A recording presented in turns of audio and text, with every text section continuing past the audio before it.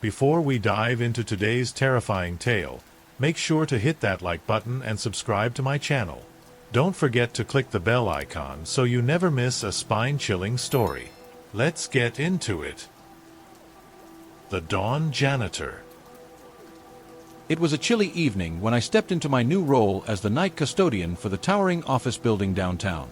The city was a distant murmur of activity, the kind of quiet that wraps itself around you and makes the air feel heavy.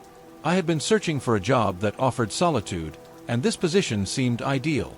The building's vast emptiness at night promised a sort of peaceful isolation I'd come to crave. The first few nights passed without incident. I moved through the empty halls, cleaning, dusting, and mopping. The office floors, usually bustling during the day, were now silent and still, like a giant echo chamber. The only sounds were the steady hum of the fluorescent lights overhead and the occasional creak of the building settling. There was a strange comfort in this routine. The solitude was almost meditative. The emptiness of the building was both calming and eerie. I enjoyed the peace it brought, but as the nights wore on, I couldn't shake the feeling that the silence was hiding something. The hallways, with their endless rows of offices and flickering lights, seemed to have a life of their own.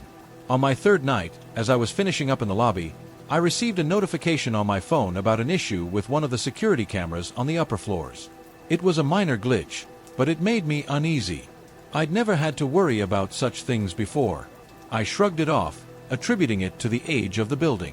My rounds were monotonous, cleaning the break rooms, emptying the trash, and making sure everything was in order. I was just starting to feel at home in the night shift when I heard something that made me pause. It was a faint, rhythmic tapping coming from one of the upper floors. I tried to ignore it, assuming it was just the building settling or perhaps the sound of machinery somewhere in the building. But as the nights progressed, the tapping became more pronounced. It was a consistent, unsettling noise that seemed to follow me wherever I went. I was alone in the building, or so I thought. I tried to focus on my work, but the sound was impossible to ignore. The tapping seemed to grow louder and more insistent, always coming from above, always from the areas where no one should be. One night, feeling braver than usual, I decided to investigate. I climbed the stairs to the upper floors, where the noise was coming from. The building was dark and eerily quiet, the only light coming from the dim emergency lights lining the walls. As I ascended, the tapping grew louder, a rhythmic drumming that seemed almost to beckon me. I reached the top floor and found everything as it should be, empty and still. The noise had stopped. I checked the security footage, but the cameras showed nothing out of the ordinary. The footage was just a silent stream of empty corridors. I sighed, feeling a bit foolish, and returned to my duties. But deep down, a nagging sense of unease settled over me. I couldn't shake the feeling that something was watching me, hidden in the shadows. The building, though vast and empty, felt like it was harboring secrets just out of sight. The next few nights were a blur of routine tasks and increasing discomfort. The rhythmic tapping had become a near-constant presence in my mind, a persistent reminder that something wasn't right. Despite my best efforts to remain focused on my work, the unsettling noise continued to creep into my thoughts. The sound seemed to shift from night to night.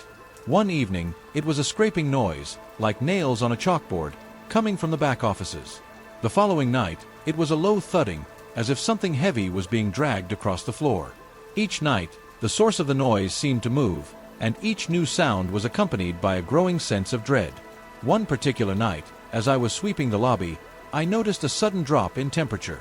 The air grew frigid, and my breath began to mist in front of me. I chalked it up to the building's aging HVAC system, but the sudden cold seemed to linger, making me shiver despite my heavy work jacket. As I worked, I kept hearing faint whispers, almost imperceptible over the hum of the lights. I couldn't make out the words, but the voices seemed to come from all around me. I would catch glimpses of shadows darting across my peripheral vision, only to turn and find nothing there. Desperate to find a rational explanation, I started checking the security footage more frequently. The cameras recorded everything in their wide-angle view, capturing the empty hallways and deserted offices. Yet, despite the extensive coverage, there was never anything unusual on the footage. No figures, no disturbances, just the same empty corridors. One evening, after a particularly unsettling shift, I received a phone call from the building's management. They informed me that they had noticed some discrepancies in the security footage, suggesting that I check the cameras more thoroughly. They didn't seem concerned, but their casual tone did little to ease my growing anxiety. Determined to get to the bottom of the disturbances, I decided to take a closer look at the areas where the noises seemed to originate. I ventured up to the top floor once again, this time armed with a flashlight and a sense of resolve. The upper floors were colder, and the air was thick with dust and decay. As I explored the darkened hallways, I came across a series of office doors that had been left ajar. I pushed them open, revealing empty, dusty rooms. The sight was unsettling. It was as if these rooms had been frozen in time, abandoned abruptly. I noticed something odd. Each room seemed to have signs of recent disturbance, like someone had been there recently but had left in a hurry. I continued my investigation until I stumbled upon a small storage closet with the door slightly ajar. Inside, I found nothing but old cleaning supplies and discarded office equipment. However, as I turned to leave, I noticed a faint scratch mark on the floor, leading to a small, barely noticeable trapdoor in the corner. The trapdoor was old and rusty, its hinges squeaking in protest as I pried it open. Beneath it, there was a narrow crawl space, too dark to see clearly. My curiosity got the better of me, and I decided to investigate further. I shone my flashlight into the crawl space and saw nothing but dust and old debris. The strange noises, the whispers, and the unsettling cold continued to plague me. I felt like I was slowly losing my grip on reality. Each night brought new fears, and each new sound seemed to feed my growing paranoia. I was determined to uncover the truth behind the mysterious disturbances, but with each passing night, I couldn't shake the feeling that I was being drawn into something far darker than I had ever imagined. The nights continued to stretch on, each one growing more unnerving than the last. The tapping had escalated into a series of more violent noises, banging, scratching, and at times, a deafening thud that seemed to come from directly above me. Each sound was a relentless reminder that something was terribly wrong. One night, as I was making my usual rounds, I noticed something odd, a flicker of movement in the corner of my eye. I turned, expecting to see a shadow or a trick of the light, but the hallway was empty. I brushed it off as fatigue playing tricks on my mind, but the sense of unease lingered. The whispers had also become more pronounced. They were no longer faint murmurs but actual voices, low and urgent, almost as if they were trying to communicate with me. I couldn't make out the words, but the tone was unmistakably anxious, filled with a sense of desperate pleading. I would sometimes catch fragments like, "Help us," or "Don't trust them," but they were always gone before I could fully grasp them. One particularly cold night, I decided to investigate the upper floors again, this time with a heightened sense of urgency. The temperature had dropped significantly, and I could see my breath forming visible clouds. I checked the security footage for any anomalies but found nothing unusual, just the empty, lifeless halls. As I ascended to the top floor, the air grew colder still. The old fluorescent lights flickered intermittently, casting eerie shadows that danced on the walls. The tapping sound had returned, louder and more insistent. I followed it down a long corridor, the noise echoing off the walls and growing louder with each step. I came to a door that I had not noticed before.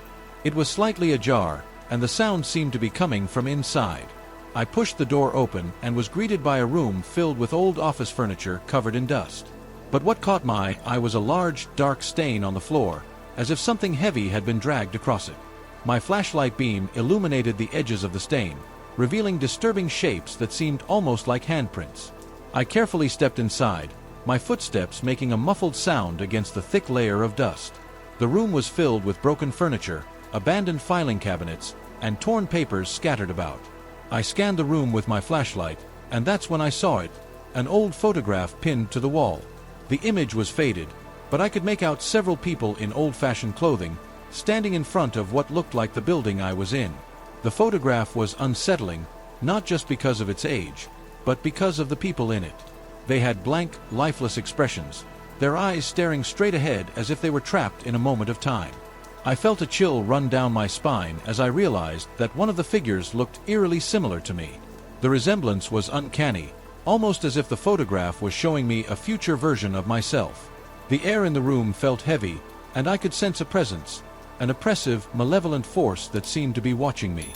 I heard a sudden loud bang behind me and spun around, only to find the door slamming shut on its own. I was trapped. Panic surged through me as I tried to open the door, but it wouldn't budge. The whispers grew louder, more frantic.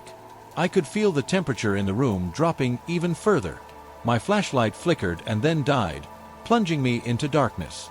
The only sound was my own ragged breathing and the increasing intensity of the whispers that seemed to be closing in on me. Desperate to escape, I kicked at the door, but it remained firmly shut. The room seemed to close in on me, the darkness pressing against my skin. I felt a cold, clammy hand brush against my shoulder, and a wave of terror washed over me. I spun around, but there was nothing there, only the darkness and the whispers, which had now turned into a full-blown cacophony of desperate voices. The feeling of dread was overwhelming, and I knew I had to get out before it was too late. Summoning every ounce of strength, I threw my body against the door one last time. The hinges groaned, and the door finally gave way, allowing me to stumble out into the corridor. I ran back down the stairs, my heart pounding in my chest, the whispers fading behind me. Back in the safety of the lobby, I tried to calm my racing thoughts. The photograph, the strange noises, and the whispers had left me shaken. The building felt more ominous than ever, and I knew that I had only scratched the surface of whatever was haunting this place. The days following my unsettling discovery were a blur of anxiety and dread. I couldn't shake the feeling that the building was closing in on me, that its shadows were watching, waiting. I tried to focus on my work, but every creak and groan of the old structure set my nerves on edge. One evening, I decided to delve deeper into the building's history, hoping that understanding its past might help me make sense of the eerie occurrences. I accessed the old records room, a dusty area filled with forgotten files and yellowed documents. I hoped to find some clue, some piece of evidence that would explain the strange events. The room was dimly lit by a single, flickering bulb. As I sifted through old files, I found several boxes labeled with dates from decades ago. I pulled out one box, its contents covered in a thick layer of dust. Inside, I found a stack of old employee records, maintenance logs, and a few newspaper clippings. One article caught my eye. It was about a tragic accident that had occurred in the building many years ago. The headline read, "Fatal Accident Claims Life of Office Worker." The article detailed a horrific event where an employee had been found dead under mysterious circumstances. According to the report, the incident was attributed to a malfunction in the building's machinery, but the details were vague. As I read further, I found another clipping about a series of strange occurrences in the building after the accident.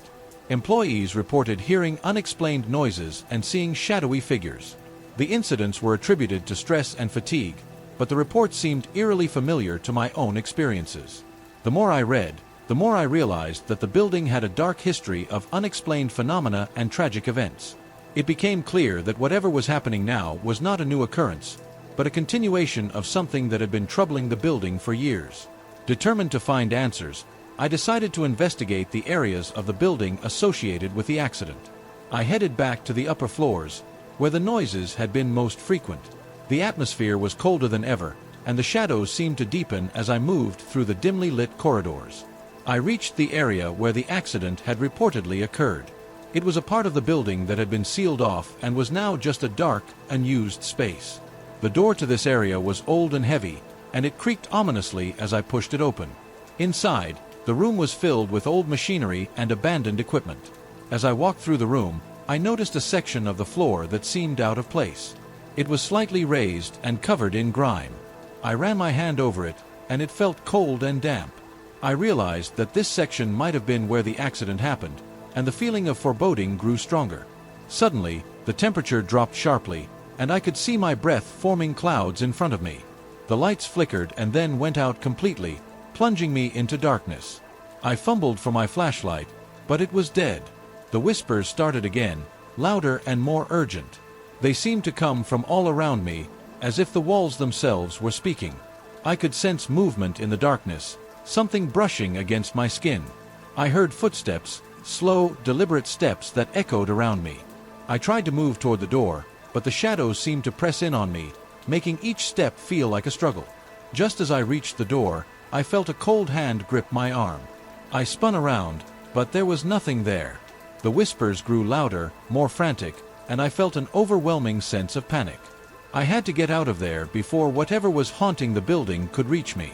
With a surge of adrenaline, I pushed open the door and stumbled back into the corridor. The lights flickered back on, and the oppressive darkness lifted. I took a deep breath, trying to steady my racing heart. The The building's dark secrets were becoming clearer, but they were also becoming more dangerous. I knew that I had to continue my investigation and uncover the truth behind the haunting. The building's history was entwined with the present, and the answers I sought might also be the key to my survival. But as the night wore on, I couldn't shake the feeling that I was being drawn deeper into a web of terror that I might never escape. The events of the past few nights had left me on edge, unable to sleep, and haunted by the eerie whispers and shadowy figures. The building felt like a living entity, its dark past seeping into every corner, making each room a potential trap. Determined to uncover the truth, I knew I had to confront whatever was tormenting me once and for all. On this particular night, I decided to take a more direct approach. Armed with a camera, a flashlight, and a sense of grim determination, I made my way to the heart of the building, the area where the most disturbing events had occurred. My plan was to document everything and hopefully capture something on film that would provide clues about the entity or entities haunting the building.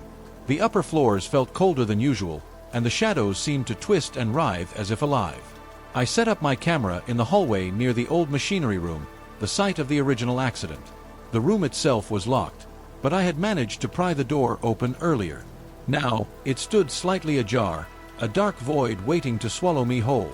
As I reviewed my camera settings, I heard a loud crash coming from within the room. My heart raced as I turned towards the noise, my flashlight beam cutting through the darkness. The whispers started again, but this time they were accompanied by a low, guttural growl that seemed to emanate from the very walls. I steeled myself and entered the room, my flashlight illuminating the scattered equipment and broken machinery. The room was filled with an oppressive darkness, and I could feel the presence of something malevolent watching me. The temperature seemed to plummet, and my breath formed frosty clouds in front of me. The whispers grew louder, almost drowning out the sound of my footsteps. I noticed that the shadows in the corners of the room seemed to move, coalescing into indistinct shapes that flickered and vanished when I tried to focus on them. My camera recorded everything, but I could only hope it would capture something tangible. Suddenly, the room's temperature dropped even further, and the lights flickered out again. I was plunged into darkness, with only the dim beam of my flashlight providing a narrow cone of light. The growling was louder now, resonating through the floor and walls. I could feel the vibrations beneath my feet. I heard a loud bang behind me, and I spun around to find a dark figure standing at the entrance of the room. It was tall and indistinct, its features obscured by the shadows. The figure seemed to be watching me, its presence exuding a palpable malevolence. Desperately, I raised my flashlight and camera towards the figure, hoping to capture it on film. As I did, the figure began to move towards me, its form shifting and twisting. The growling intensified, becoming a deafening roar that filled the room. I felt an icy chill seep through my clothes, paralyzing me with fear. I tried to retreat, but the door was now firmly shut, blocking my escape. The figure drew closer, and I could sense its anger and desperation. The whispers were now a cacophony of voices, screaming and pleading. I realized that whatever was haunting this building was trapped, angry, and seeking revenge. In a moment of clarity, I remembered the photograph I had found, the one with the people who resembled me. I realized that the entity was somehow connected to those who had suffered and died in the building. It was a spirit bound by its tragic fate, seeking release or retribution. With a surge of courage, I confronted the figure, holding the camera steady and speaking aloud. "I don't know what happened here, but you need to find peace. I'm here to understand, not to hurt you." The growling ceased abruptly, and the figure halted its advance. The whispers began to fade, replaced by a haunting silence. I could feel a shift in the atmosphere, as if the oppressive weight had lifted slightly. The darkness receded, and the temperature in the room began to rise. I turned to leave, but just before I did, the figure vanished, leaving only a lingering chill in the air. The door creaked open on its own, and I quickly made my way out of the room, my heart pounding. As I descended the stairs, I glanced back at the building, feeling a strange mix of relief and sorrow. The next morning, I reviewed the footage from my camera. To my surprise, it captured the shadowy figure and the dark presence I had encountered. The footage was chilling, but provided a glimpse into the suffering that had taken place within those walls. It was evidence of the building's dark history and the restless spirits that lingered. I decided to report my findings to the authorities, hoping that they would take the necessary steps to investigate and possibly lay the spirits to rest. My nights as the building's caretaker were over, but the experience had left an indelible mark on me. The building was no longer just a place of work, it was a reminder of the dark secrets that can linger long after the events that caused them. As I left the building for the last time, I couldn't help but glance back one last time. The shadows seemed to dance on the walls, and for a moment, I felt the presence of something watching me. But as I walked away, I hoped that the spirits had finally found the peace they had been seeking. The Silent Factory. Working the night shift at the old factory was something I had grown accustomed to, though I would never say I enjoyed it. The place had a way of creeping into your mind, filling the empty spaces with unease. When the sun dipped below the horizon and the last traces of daylight vanished, the factory became an entirely different beast, cold, silent, and hauntingly still. My name is Emily, and for the past few months, I've been part of the skeleton crew left to keep this place running. They'd laid off most of the workers, leaving only a few of us to handle the night shift. The factory, which had once thrummed with the sound of machines and the chatter of workers, now felt more like a tomb. Each night, as I walked through the deserted halls, I couldn't help but feel like something, or someone, was watching me. The quiet should have been peaceful, but instead, it was oppressive. I often found myself jumping at every little sound, the distant clank of metal, the hum of old machinery still echoing through the cavernous space. My footsteps seemed to echo endlessly, bouncing off the walls in a way that made the place feel even more empty. On this particular night, I was assigned to work in one of the factory's oldest sections, a part of the building that had been mostly shut down after a fatal accident years ago. The accident was something the older workers still whispered about, though I'd never paid much attention to the stories. It was said that a man had died in one of the machines, and since then, the area had been left largely untouched, with only the bare minimum of upkeep. I tried to focus on my work, pushing the unsettling thoughts from my mind. My tasks were simple enough, checking the status of old equipment, making sure nothing had fallen into disrepair. But as I moved through the dimly lit corridors, a strange feeling began to settle in the pit of my stomach. It was as if the factory itself was trying to tell me something, its cold metal walls pressing in on me, suffocating me with their silence. Then I heard it, a faint sound, almost imperceptible, like footsteps echoing from somewhere deep within the factory. I stopped in my tracks, listening intently, but the noise had already faded. I told myself it was just my imagination, a trick of the mind brought on by the eerie atmosphere. After all, I was the only one in this part of the building. No one else would dare come here, especially not at this hour. But the feeling of being watched grew stronger with each passing minute. Every now and then, I'd catch a glimpse of something out of the corner of my eye, a shadow darting between the machines, a flicker of movement where there should have been none. My heart began to race, and I felt the hairs on the back of my neck stand on end. "Get a grip, Emily," I muttered to myself, trying to shake off the growing sense of dread. I had a job to do, and letting my nerves get the best of me wouldn't help. But even as I forced myself to continue, the unease lingered, gnawing at the edges of my thoughts. As the night dragged on, the factory seemed to grow colder. I could see my breath in front of me, tiny clouds of condensation that hung in the air before dissipating. It didn't make sense. This part of the building should have been warm, heated by the machinery that still occasionally roared to life. But instead, it felt like I had stepped into a freezer, the cold seeping into my bones, making it hard to focus on anything other than how wrong everything felt. And then, as I rounded a corner, I saw it, a dark figure standing at the far end of the corridor, partially obscured by shadows. I froze, my heart hammering in my chest. The figure didn't move, didn't make a sound. It was just there, a black silhouette that seemed to blend with the darkness around it. For a long moment, I couldn't breathe, couldn't think. All I could do was stare, my mind racing with 1,000 questions. Who was it? What were they doing here? How long had they been watching me? But before I could react, the figure disappeared, melting into the shadows as if it had never been there at all. I stood there, trembling, my mind struggling to process what I had just seen. Had it been real? Or was it just another trick of the light, a phantom conjured by my overactive imagination? I wanted to believe the latter, but deep down, I knew the truth. Something was wrong, terribly wrong, and I was about to find myself in the middle of it. As I turned and hurried back the way I came, I couldn't shake the feeling that whatever had been watching me was still there, lurking just out of sight, waiting for the right moment to strike. The figure in the shadows haunted my thoughts as I moved through the factory, my steps quickening despite my efforts to remain calm. My mind was racing, trying to make sense of what I had seen, or what I thought I had seen. The rational part of me screamed that it was just a trick of the light, a shadow cast by one of the old machines. But deep down, I knew better. The way it had just stood there, watching me, felt too real to dismiss so easily. I found myself back in the central area of the factory, where the machines still hummed faintly with life. The noise should have been comforting, a sign that I wasn't entirely alone in this decaying place, but instead, it only heightened my anxiety. The machines groaned and clanked like old weary giants, their sounds echoing through the cavernous space, creating an eerie symphony of mechanical groans and whispers. I tried to refocus on my tasks, checking off the list of maintenance duties I was supposed to complete, but my hands were shaking too much to hold the clipboard steady. Every sound made me jump, every flicker of the overhead lights had me glancing nervously around, expecting to see that dark figure again.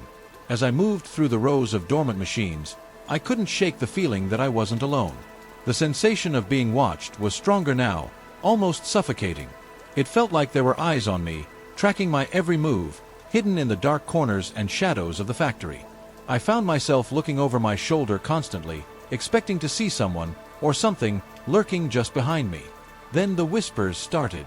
At first, I thought it was the machines, their old parts groaning and creaking as they settled. But the more I listened, the more I realized that the sounds were too deliberate, too human. It was like a soft murmur, just at the edge of hearing, a jumble of indistinct words that I couldn't quite make out. "Hello," I called out, my voice trembling despite my attempts to sound confident. There was no response, just the whispers growing slightly louder, more insistent. I strained to hear them, trying to catch a word or a phrase, but it was like trying to grasp smoke, impossible to pin down. I walked slowly towards the source of the sound, my heart pounding in my chest. The whispers seemed to be coming from one of the older, disused sections of the factory, the part where the accident had happened years ago. As I approached, the air grew colder, and the hairs on the back of my neck stood on end. There was something profoundly wrong with this place, something that made every instinct in my body scream at me to turn around and run. But I didn't run. Instead, I forced myself to keep moving, driven by a mix of curiosity and dread. The whispers grew louder as I neared the entrance to the old section, and I realized with a start that they were coming from inside one of the machines, a massive, rusted piece of equipment that hadn't been used in years. I hesitated, my hand hovering over the lever that would open the machine's access panel. The whispers were frantic now, a cacophony of voices all speaking at once, their words still impossible to decipher but filled with a sense of urgency that made my skin crawl.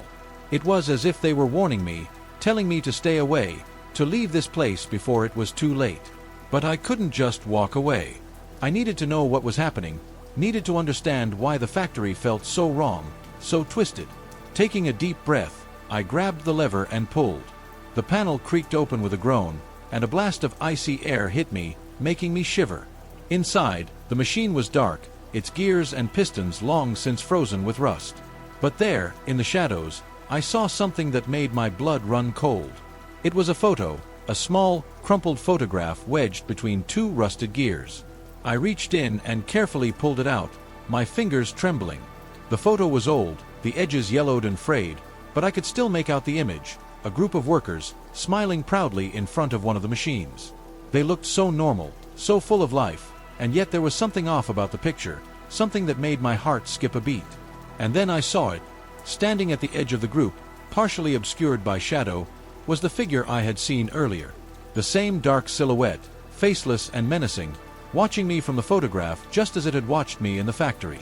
I dropped the photo and stumbled back, my breath coming in short, panicked gasps. The whispers were louder now, almost deafening, filling my mind with a sense of impending doom. I had to get out of there, had to leave the factory before whatever was lurking in the shadows found me. But as I turned to run, I heard it, a soft, shuffling sound coming from the darkness behind me. I froze, my heart racing, and slowly turned back towards the source of the noise. The figure was there, standing in the shadows just beyond the reach of the dim factory lights. It was closer now, its presence more tangible, more real. I could feel its eyes on me, even though I couldn't see its face. It was as if the darkness itself had come to life, coalescing into a form that was neither human nor machine. And it was coming for me. I ran through the factory, my heart pounding in my chest like a drum, the icy grip of fear tightening around me with every step. The whispers had stopped, but the oppressive silence that followed was even more terrifying. It felt like the entire factory was holding its breath, waiting for something dreadful to happen. My footsteps echoed off the walls as I sprinted back to the main floor, desperately trying to find a way out. I felt disoriented, like the layout of the factory had shifted while I wasn't looking. The once familiar corridors now seemed like a labyrinth of shadows and rusted machinery, each turn only leading me further into the darkness. As I rounded a corner, I saw the faint glow of the exit sign at the end of the hallway. Relief surged through me, and I quickened my pace, only to skid to a stop when I heard it, a low, guttural growl coming from behind me. I turned slowly, every muscle in my body tensed, expecting to see that dark figure looming in the shadows. But there was nothing there, just the same empty corridor, the same flickering lights. I was alone, or at least I thought I was. Trying to shake off the panic, I reached the exit door and pushed against it, but it wouldn't budge. My breath came in ragged gasps as I yanked on the handle, but the door was locked, bolted shut from the other side. I pounded on it, shouting for help, but the only response was the echo of my own voice bouncing back at me, swallowed by the endless empty corridors. Frustrated and terrified, I turned back, my mind racing for a plan. I couldn't stay here, I had to find another way out. I decided to head back towards the older section of the factory, hoping that I might find another exit or at least some clue about what was happening. As I made my way back, I couldn't shake the feeling that I was being followed. The soft, shuffling footsteps from before seemed to be echoing my own, moving just behind me, just out of sight. I could feel the presence closing in, could almost sense the cold breath on the back of my neck. When I reached the old section again, I hesitated at the entrance, my hands shaking. The factory had gone silent once more, and the only sound was the distant hum of machinery from the far end of the building. I forced myself to step inside, the air colder here, carrying the musty smell of neglect and decay. I retraced my steps to the machine where I had found the photograph. The area was still and silent, the oppressive darkness feeling like it was pressing in from all sides. My flashlight flickered ominously, casting eerie shadows that danced across the walls. As I examined the machine more closely, I noticed something else, scratches on the metal surface, as if something had been clawing at it. I felt a chill run down my spine. The scratches seemed to form a pattern, an almost deliberate message etched into the rusted metal. I ran my fingers over them, trying to decipher their meaning, when I heard it, the sound of something heavy moving, dragging along the floor. I spun around, my flashlight beam cutting through the darkness, and there it was again, the dark figure, closer now, emerging from the shadows. It was taller and more menacing than I had initially realized, its form shifting and undulating as if it were made of darkness itself. I wanted to scream, but my voice caught in my throat. The figure moved slowly, deliberately, its presence seeming to distort the very air around it. I could feel a cold, malevolent energy emanating from it, a force that made my skin crawl and my heart race. I backed away, stumbling over the debris on the floor, my flashlight beam flickering wildly. The figure followed, its movements unervingly smooth, as if it were gliding across the floor rather than walking. I could see its eyes now, glowing orbs of pure, unrelenting darkness. In a panic, I turned and fled down another corridor, my flashlight beam casting long, distorted shadows on the walls. I ran blindly, the factory's layout seeming to twist and shift around me, leading me deeper into the heart of the darkness. Every turn felt like a trap, every corner a dead end. Finally, I burst into a small office space, the only room in the factory with a desk and a few scattered papers. The office was dimly lit by a single flickering overhead light.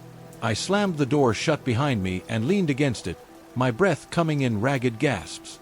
I could hear the figure moving outside the door, its presence unmistakable even through the thick metal. It was still following me, still coming closer. I needed to find a way out, a way to escape this nightmare before it was too late. Desperately, I searched the office for any means of escape. I rifled through drawers and cabinets, my hands shaking with fear. Among the papers and old files, I found a dusty blueprint of the factory's layout. I studied it quickly, trying to map out an escape route, but the blueprint was old and incomplete, showing only a fraction of the building's true layout. As I looked up, I heard a faint noise from behind me, something shifting, something moving. I turned slowly, my flashlight illuminating the dark corners of the room. And there, in the shadows, I saw it, a figure, not as solid as the one outside, but a spectral silhouette, its eyes glowing with the same malevolent energy. The figure stepped forward, and I could see now that it was different from the dark presence that had been chasing me. It was more human, more ghostly, and its face was twisted in a silent scream. I felt a surge of terror and resolve. Whatever this was, it was tied to the factory, tied to the accident that had happened years ago. I had to find out what it wanted, what it was trying to tell me, before it was too late. I grabbed the blueprint and headed back into the factory, determined to confront whatever was lurking in the darkness and uncover the secrets hidden within these cursed walls. The factory's oppressive silence had settled back in, a heavy blanket that muffled every sound and made my every step seem like a loud betrayal. I clutched the blueprint tightly, my flashlight flickering intermittently as if it, too, were afraid of the darkness. I knew I had to find answers, but the labyrinthine layout of the factory, with its shadowy corners and rusting machinery, made every step feel like a gamble. The oppressive feeling of being watched was stronger now, a palpable presence that seemed to close in with each passing second. As I moved deeper into the heart of the factory, I found myself drawn back to the old section, the place where the accident had occurred years ago. It was as though the blueprint was guiding me, leading me towards something I needed to see. My flashlight beam swept across the walls, revealing more of those unsettling scratches, deep, gouged lines that seemed to trace a path through the factory's grime and decay. The whispers from earlier had stopped, replaced by an unsettling quiet that pressed heavily against my ears. I moved cautiously, each step echoing in the stillness. The dark figure had vanished, but its malevolent presence lingered like a shadow, haunting my every move. I reached the old section's machinery, where the accident had happened. The machines were long since disused, their once powerful motors now silent and lifeless. I approached a large, rusted control panel that looked like it hadn't been touched in years. The blueprint showed it as a key component of the factory's old layout, and something about it seemed significant. My flashlight flickered weakly as I examined the control panel, its surface covered in grime and dust. I noticed that the panel was slightly ajar, as if someone had tampered with it recently. Hesitantly, I pulled it open and peered inside. The wires and circuits inside were a tangled mess, but something caught my eye. An old, faded photograph wedged between the metal components. With trembling hands, I carefully retrieved the photograph. It was a grainy, black and white image of a group of factory workers standing in front of the same machinery I was now examining. They were smiling, but their eyes were hollow, their expressions almost eerily vacant. At the edge of the group, obscured by shadow, was the same dark figure I had seen before. The figure wasn't clear, just a dark silhouette that seemed to blend into the background. But it was unmistakably the same entity, and seeing it again in the photograph made my skin crawl. As I studied the photograph, a cold draft blew through the room, sending a shiver down my spine. The temperature dropped suddenly, and I could see my breath misting in the air. I turned around, my flashlight sweeping the dark corners of the room, but there was nothing there. The photograph slipped from my grasp and fluttered to the floor. I bent to pick it up, but as I did, I noticed something else. An old, dusty ledger lying half-buried beneath a pile of debris. I pulled it out and wiped the dust away, revealing its worn cover. The ledger was filled with handwritten notes, records of factory operations, and maintenance logs. But as I flipped through the pages, I noticed a section with entries marked in red ink. They detailed a series of strange occurrences, equipment failures, unexplained malfunctions, and finally, an entry that mentioned an accident that had resulted in a worker's death. The entry was dated years ago, but the details were chillingly familiar. It described an incident where a worker had become trapped in one of the machines, his cries for help unheard due to the factory's isolation. The final note was a haunting line: "The soul of the lost worker remains restless, bound to the factory." The realization hit me like a physical blow. The figure I had seen, the whispers, the chilling presence, they were all connected to this accident. The restless spirit of the worker was still here, trapped in the factory's shadows, seeking something it could never have. I needed to know more. I needed to find out what had happened to this poor soul and how to set things right. But before I could investigate further, I heard a faint sound, a mechanical whirring, growing louder and more insistent. My flashlight flickered wildly as I turned towards the noise. The machines around me were coming to life, their gears and pistons groaning as if awakening from a long slumber. I backed away, my heart racing, as the machinery began to move on its own, their motions erratic and unpredictable. In the midst of the chaos, I saw the dark figure again, now standing amidst the machines, its form more solid and menacing than ever. It was as if the figure was controlling the machinery, using it to trap me. The machines moved with a purpose, closing in around me, their movements synchronized in a nightmarish dance. I was trapped, with no apparent way to escape. The figure's eyes glowed with a fierce intensity, and I felt an overwhelming sense of despair. Desperate, I grabbed the ledger and ran, dodging the moving machinery and trying to make my way back to the main floor. I knew I had to find a way to stop the figure, to put an end to the restless spirit's torment, before it was too late. As I fled through the factory, I could feel the figure's presence behind me, growing ever closer. I had to confront the spirit, to understand what it wanted and how to free it from its eternal prison. Only then could I hope to escape the factory's dark grip and survive this nightmare. I sprinted through the factory's corridors, my breaths coming in ragged gasps as the machinery around me continued its erratic, clanking rhythm. The dark figure followed closely behind, its presence like a heavy shadow pressing against my back. The once familiar layout of the factory now felt like a twisted maze, each turn and corner only adding to my confusion and dread. My flashlight flickered desperately, casting eerie, jittery beams that seemed to elongate and warp the shadows on the walls. I could hear the relentless whirring and grinding of the machines as they closed in around me, their movements almost purposeful, as if they were trying to herd me toward some unseen trap. I reached the central control room, the place where I had seen the photograph and the ledger. The room was dimly lit by the flickering lights, the control panel still open, showing the tangled mess of wires and circuits. I knew I had to find a way to stop the machinery and confront the dark figure, but I had no idea how. As I panted, trying to catch my breath, I glanced around the control room for anything that might help. My eyes landed on a large lever mounted on the wall, its purpose unclear but its presence significant. I ran over to it and yanked it with all my strength, hoping that it would somehow stop the machines or at least give me a momentary reprieve. To my surprise, the machinery ground to a halt with a deafening screech. The sudden silence was almost as oppressive as the noise had been, leaving me alone with the dark figure and the heavy air of the factory. I turned around, my flashlight beam cutting through the darkness, and saw the figure standing still in the middle of the room. Its eyes glowed with a sinister light, and its form seemed to shift and distort, growing larger and more menacing. I could feel the malevolent energy emanating from it, a palpable force that made my skin crawl. I knew I had to face it, to understand what it wanted and how to put an end to the terror it was causing. With trembling hands, I picked up the ledger and held it out in front of me. "I know you're angry," I said, my voice barely a whisper in the oppressive silence. "I know something terrible happened here, and I want to help." The figure didn't move, but the temperature in the room dropped further, the cold seeping into my bones. I could feel a pressure building, a sense of impending doom that seemed to radiate from the figure.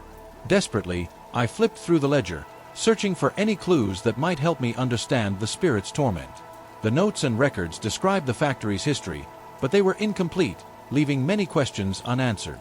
I needed more information, something that could reveal the truth about the accident and how to appease the restless spirit. As I scanned the pages, I noticed a small, hidden compartment in the back of the ledger. I pried it open and found a faded, handwritten letter. It was addressed to the worker who had died in the accident, written by a colleague who had been deeply affected by the tragedy. The letter spoke of regret and sorrow, of a promise to make amends for the mistakes that had led to the accident. It mentioned a ritual intended to release the trapped spirit and bring peace to the restless soul. The ritual involved a specific set of actions to be performed in the factory, a way to honor the worker's memory and set him free. With renewed determination, I set about preparing for the ritual. I gathered the necessary items, candles, a makeshift altar, and other materials mentioned in the letter, and arranged them according to the instructions. The dark figure watched silently, its eyes fixed on me, but it made no move to intervene. As I completed the preparations, I lit the candles and began reciting the words from the letter, hoping that the ritual would be enough to appease the spirit and bring closure to the tragedy. The air around me felt charged, the temperature fluctuating wildly as I spoke. The dark figure seemed to waver, its form becoming less distinct, as if the ritual was having an effect. I continued with the incantations, my voice steady despite the fear that gripped me. The factory's oppressive atmosphere began to lift, the sense of malevolence slowly dissipating. As I finished the final words of the ritual, the dark figure let out a mournful, echoing cry. It seemed to dissolve into the shadows, its presence fading from the factory. The machinery, once again, fell silent, and the oppressive weight in the air lifted. Exhausted and trembling, I slumped to the floor, my flashlight casting a soft, steady light in the now calm room. The factory was still, its darkness no longer a threat but a silent witness to the events that had transpired. I sat there for what felt like an eternity, trying to process what had happened. The restless spirit had been set free, and the factory's haunting presence was finally at peace. I knew I had to leave, but the sense of relief was overwhelming. As I made my way back to the exit, the factory seemed different, less oppressive, less menacing.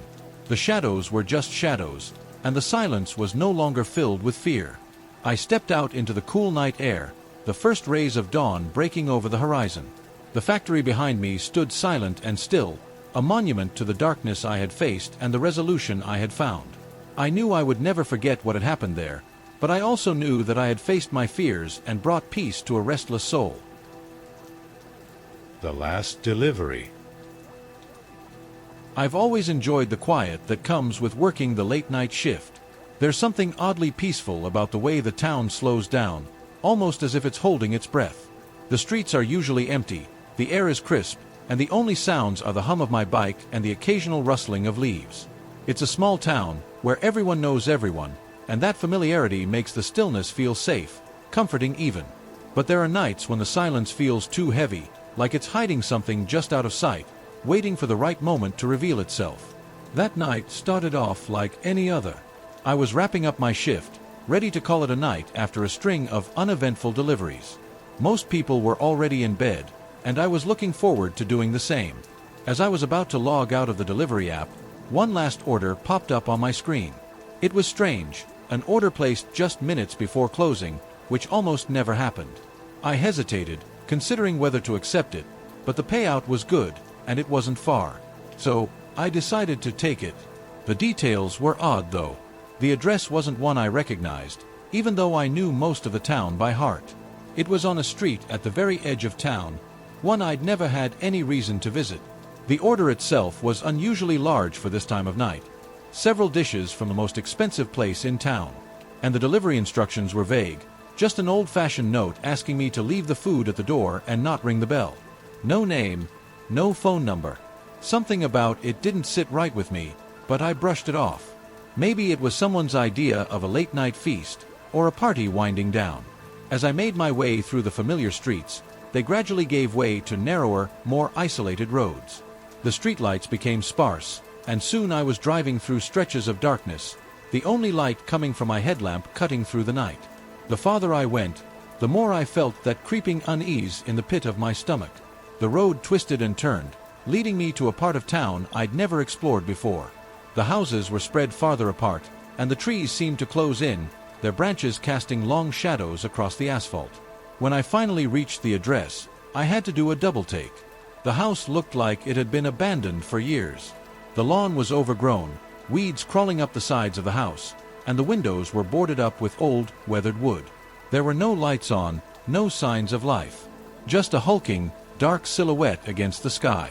I slowed to a stop, the engine of my bike idling softly as I stared at the house, a chill creeping down my spine. Everything in me told me to leave, to turn around and forget I ever saw this place. But a part of me was curious, and besides, I had a job to finish. Maybe someone was living there, fixing it up, or maybe they were too eccentric to care about appearances. I took a deep breath, trying to steady my nerves, and climbed off my bike. The sound of gravel crunching under my boots felt unnaturally loud in the stillness as I approached the front door. I knocked, the sound echoing through the empty night, and waited. There was no answer. I stood there for what felt like an eternity, waiting for any sign of life.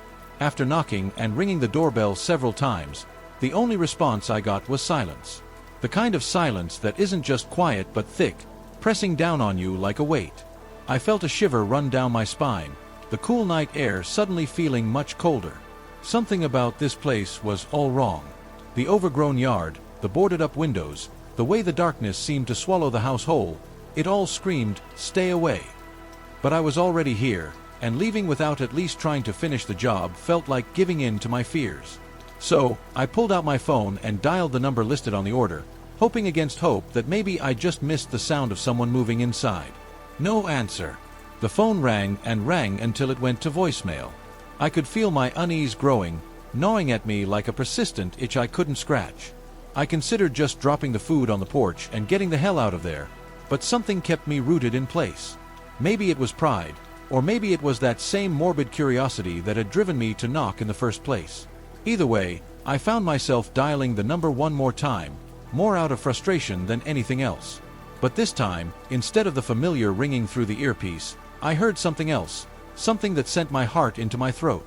My phone was ringing, but the sound wasn't coming from my phone. It was coming from inside the house. I froze, the blood draining from my face as the realization hit me like a ton of bricks. Someone was in there. Someone who had my number, who had placed the order, and who was now, for whatever reason, playing this sick game with me.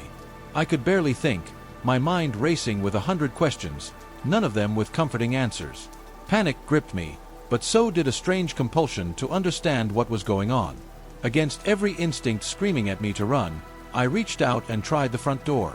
To my surprise, it swung open with a low creak, revealing a yawning darkness inside. I stood at the threshold, peering into the void, the phone still ringing softly from somewhere within. I shouldn't have gone in. Every horror movie cliché, every urban legend I'd ever heard was flashing through my mind like a warning siren.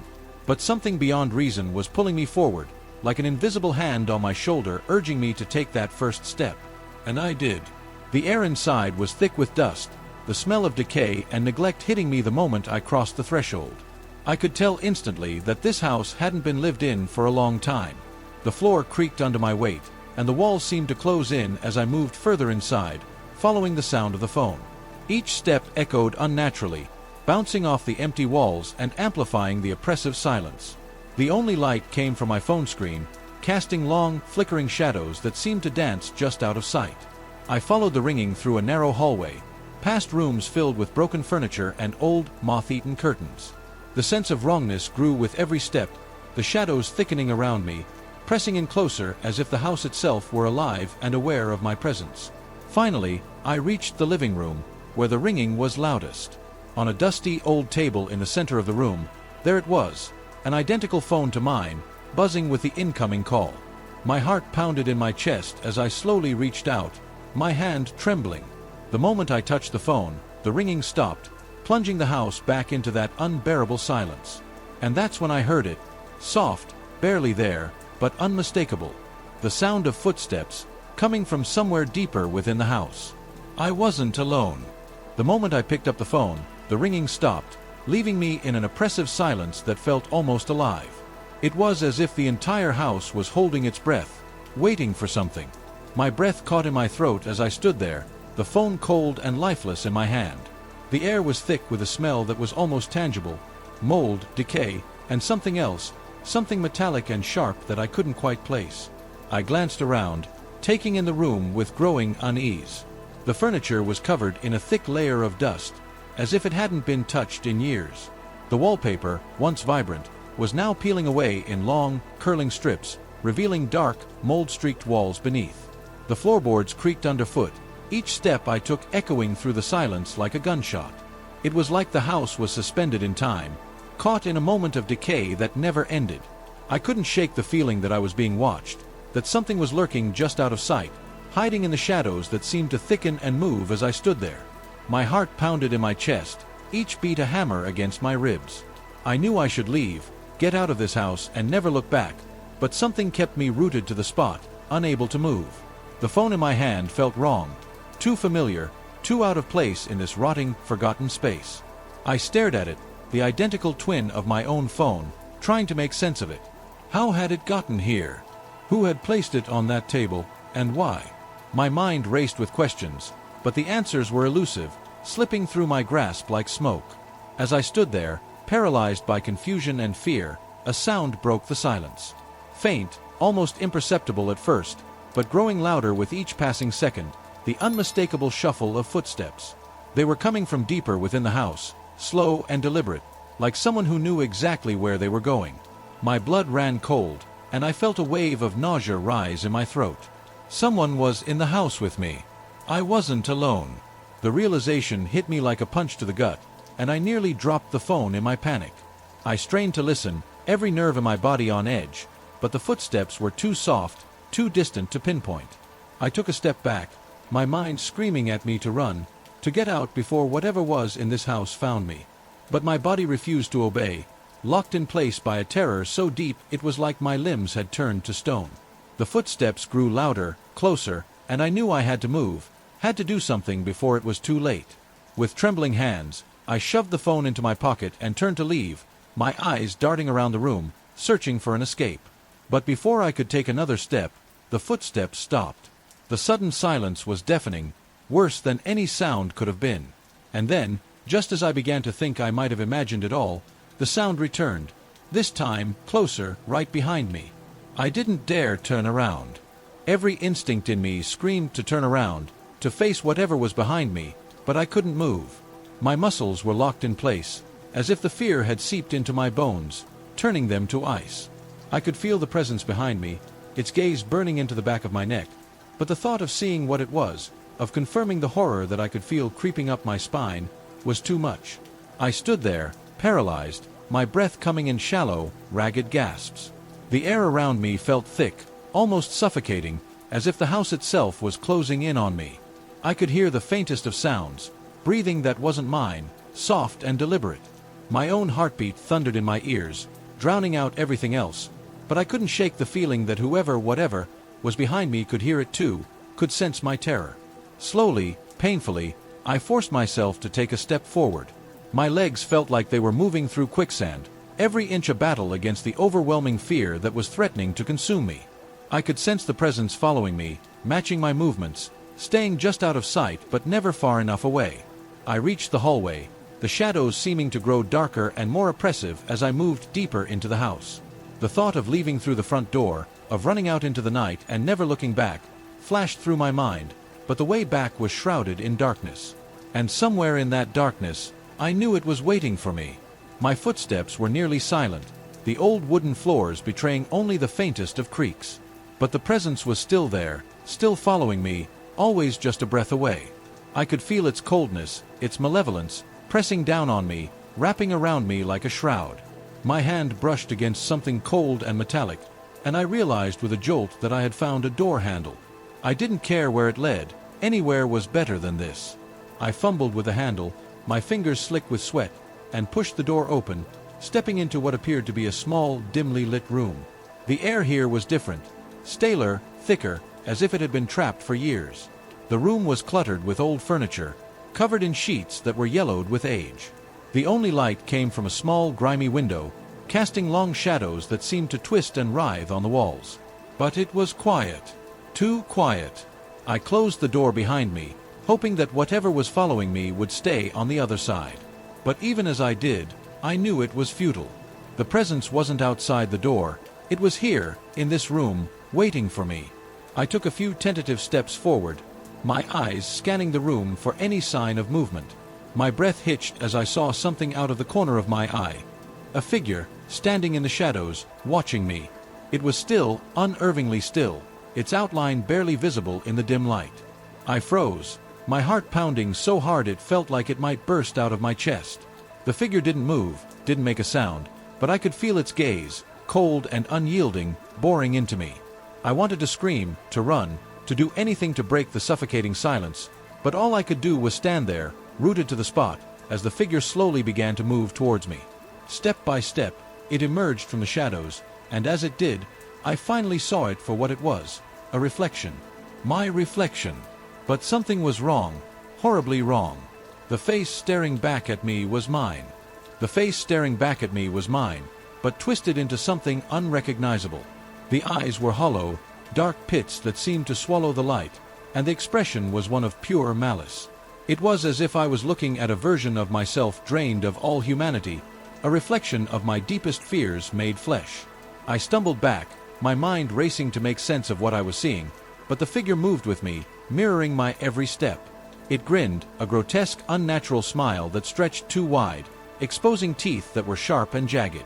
I could feel its hatred, its hunger, reaching out toward me like claws. Panic surged through me, breaking the paralysis that had held me in place. I turned and bolted for the door, my breath coming in frantic gasps. My hands fumbled with the handle, slick with sweat, but I managed to wrench the door open and burst into the hallway. I didn't dare look back, but I could feel it. Feel me, chasing me, its presence growing stronger, more oppressive, with every step. The house seemed to warp around me as I ran, the walls closing in, the shadows lengthening into monstrous shapes. The hallway stretched on endlessly, each door I passed leading to another dark, suffocating space. My heart pounded in my ears, drowning out the sound of my footsteps, the sound of its footsteps. I reached the front door, my only way out of this nightmare. My hands shook as I grabbed the doorknob, twisting it frantically. For a moment, it felt stuck, as if something on the other side was holding it shut. But with a final, desperate effort, I forced it open and stumbled out into the night. Cold air hit my face, sharp and bracing, snapping me back to reality. I slammed the door behind me, leaning against it as I gasped for breath. The world outside was silent, the night still and undisturbed, as if the horrors of that house hadn't seeped beyond its walls. I forced myself to move, to put as much distance between me and that house as possible. My bike was still there, parked haphazardly on the cracked pavement. I jumped on, my hands shaking as I fumbled with the keys, and kicked the engine to life. The roar of the motor was a relief, a sound that drowned out the lingering echoes of my own footsteps. I sped down the dark, empty street, the house receding into the distance. But even as I left it behind, I couldn't shake the feeling that something was still watching me, following me. The darkness around me felt alive, pulsing with a malevolent energy that hadn't been there before. As I drove, I glanced in the rearview mirror, half expecting to see that twisted reflection staring back at me. But the mirror was empty, showing only the dark, empty road behind me. I told myself that it was over, that I was safe now, but deep down, I knew that whatever had happened in that house had left a mark on me, a shadow that I couldn't outrun. When I finally reached the familiar streets of town, the fear began to fade, replaced by an overwhelming sense of exhaustion. I pulled over to the side of the road, unable to go any further. I sat there, my hands still gripping the handlebars, trying to make sense of what had just happened. The phone in my pocket buzzed, startling me out of my thoughts. With trembling fingers, I pulled it out, half expecting to see a message from that house, from me. But it was just a notification, a reminder of another delivery waiting for me. I stared at it, my mind racing, trying to decide what to do next. I knew one thing for sure, I couldn't go back to that house, not ever. Whatever was in there, whatever had taken my reflection and twisted it into something monstrous, was still there, waiting, and I wasn't about to give it another chance. I turned off the app, silencing the notification, and drove away, leaving the town behind me. As the lights of the city faded in the distance, I couldn't help but glance in the rearview mirror one last time. There, in the darkness, just for a moment, I saw a shadow moving, a figure standing on the edge of the road, watching me with hollow, empty eyes. But then it was gone, and I was alone again, the night stretching out before me like an endless, empty road.